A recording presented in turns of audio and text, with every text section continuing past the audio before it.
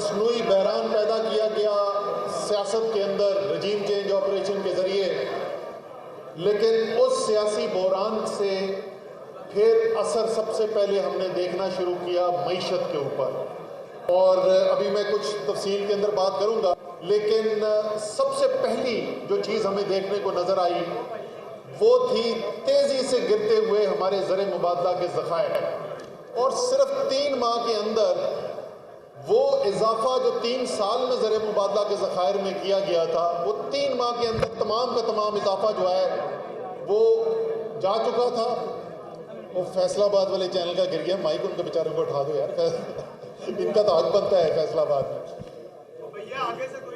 और उसी के साथ रुपए की कदर के अंदर तेजी से कमी आनी शुरू हुई और आपने मुल्क के अंदर एक अफराते ज़र का तूफ़ान देखा, एक महंगाई का तूफ़ान देखा जो पाकिस्तान की तारीख में पहले कभी नहीं हुआ।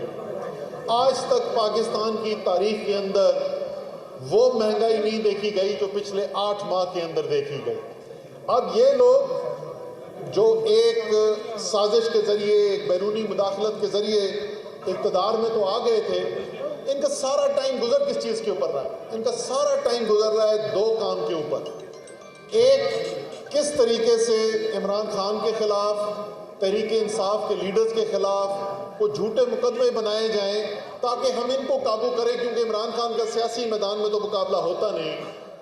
या दूसरा सारा टाइम इस वक्त गुजर रहा है कि अपने जो करप्शन के केसेस हैं वो किस तरह माफ़ कराए जाएं।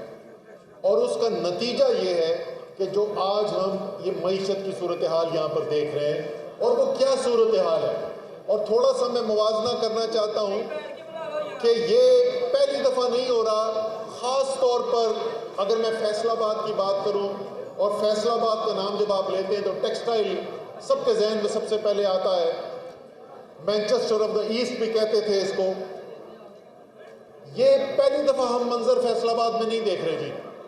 मैं जब 2016-17 के अंदर फैसलाबाद में आता था तो मुझे ऐसी ही बातें सुनने को मिलती थी। लोग यही हालात बताते थे।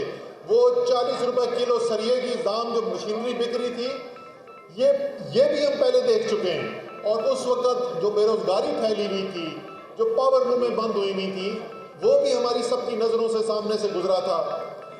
क्योंकि एक हुकूमत गुजरी 2013 में, जिस वक़्त डार साहब वज़ीर ख़जाना बने, तो अल्हम्दुलिल्लाह पाकिस्तान की तारीख़ के वाहिद वज़ीर ख़जाना हैं जो 4 साल वज़ीर ख़जाना रहने के बाद जब अपने मनसब से हटे तो हमारी मुल्क की एक्सपोर्ट जो थी वो 24.8 अरब डॉलर से गिर के 22 अरब डॉलर पे आ चुकी थी। ये पाकिस्तान की तारीख में कभी नहीं हुआ कि जितनी एक्सपोर्ट्स थी वो 4 साल के बाद उससे भी कम रह गई।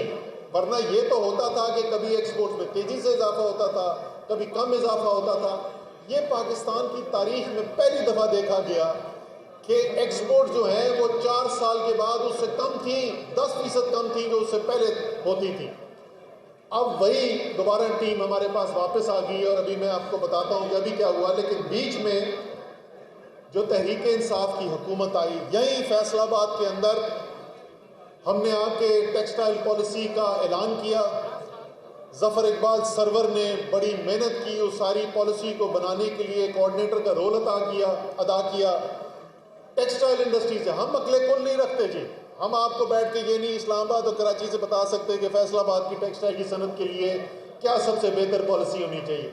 हमने आके आपकी बात सुनी, फैसलाबाद के टेक्सटाइल के जो लोग थे उनके पास बैठा, उनकी बात सुनी, उससे सीखा, पॉलिसी बनाई, इमरान खान साहब के सामने रखी। हमने कहा जी ये पॉलिसी जो है, खान साहब ने पूछा कि आपको इत्मीनान है अगर हम ये पॉलिसी लेकर चलेंगे तो हमारी टेक्सटाइल की सनत दोबारा उठ सकती है। हमने कहा जी ये तमाम स्टेक होल्डर्स का इसके ऊपर इत्तेफाक है कि अगर ये इक़दाम हम ले लें तो ये इंडस्ट्री जो इतनी मुश्किलात का इस वक्त शिकार है ये दोबारा से उठ सकती है। मुझे आज तक याद है फैसलाबाद में लैंड कर गए थे, गाड़ी में हम होटल आ रहे थे सरीना में पॉलिसी अनाउंस करने के लिए, और खान साहब ने अपना मुझे फ़ोन ऐसे उठा के दिखाया, उन्होंने कहा ये पढ़ो मैसेज आया। एक पार्टी के बहुत बड़े लीडर होते थे, उनका मैसेज आया था खान साहब के पास ये पॉलिसी ना ऐलान करें।